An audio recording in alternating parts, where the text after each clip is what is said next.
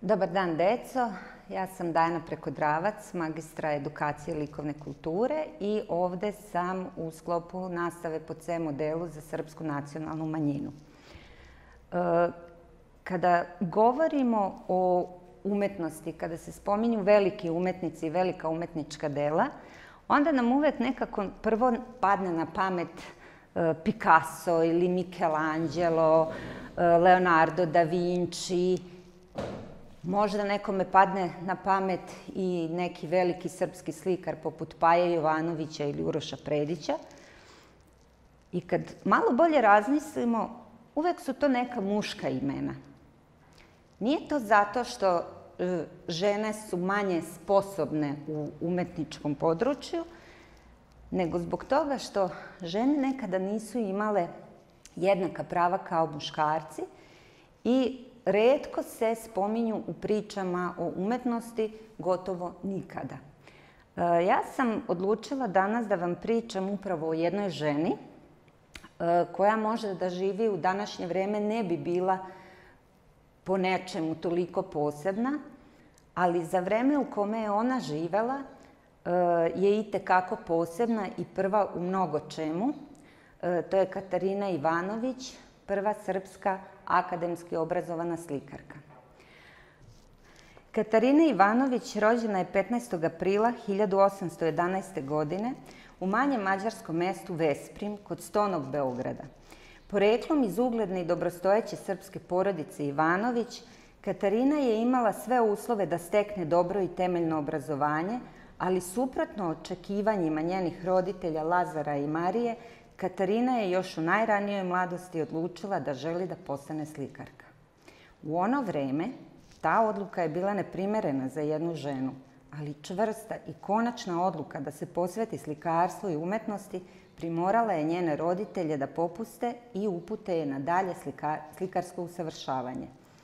Početkom 30. godina 19. veka stupila je u atelje peštanskog slikara Jožefa Peškija, gde je učila do 1835. godine.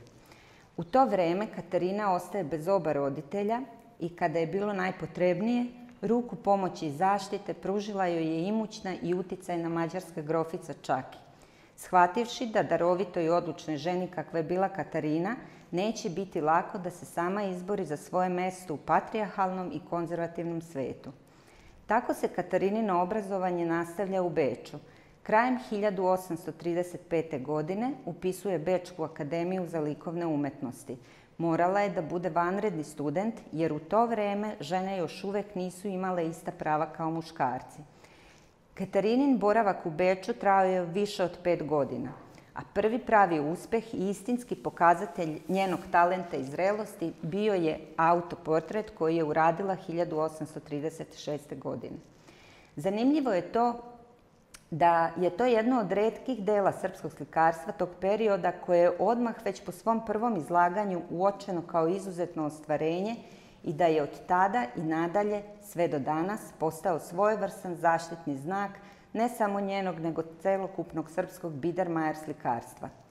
Katarina tada počinje da putuje po Evropi, obilazi Italiju, Holandiju i Pariz, a zatim, želeći da nastavi sa slikarskim usavršavanjem, odlazi u Minhen.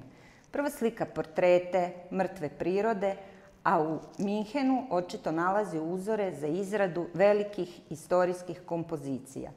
Tada dolazi u Beograd. Bit će prva žena koja će u Srbiji naslikati istorijsku kompoziciju. Izabrana je za počasnu članicu Srpskog učenog društva, današnje Srpske akademije nauka i umetnosti. Iz Beograda odlazi u Zagreb, ali se na kraju ipak vraća u Stoni Beograd, gde će ostati do kraja života. Katarina Ivanović umrla je 13. septembra 1882. godine, a većinu svojih dela ostavila je Narodnom muzeju u Beogradu, gde su i preneta nakon njene smrti. Po njenoj smrti odlučeno je i da njeni zemlji ostaci budu preneseni u Beograd, gde danas na novom groblju počiva prva srpska slikarka Katarina Ivanović. Draga deco, nadam se da vam je priča o životu prve srpske slikarke bila zanimljiva i da ste naučili nešto novo.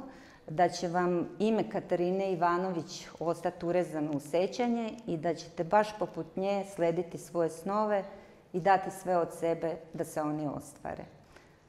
Do nekog drugog gledanja, pozdrav!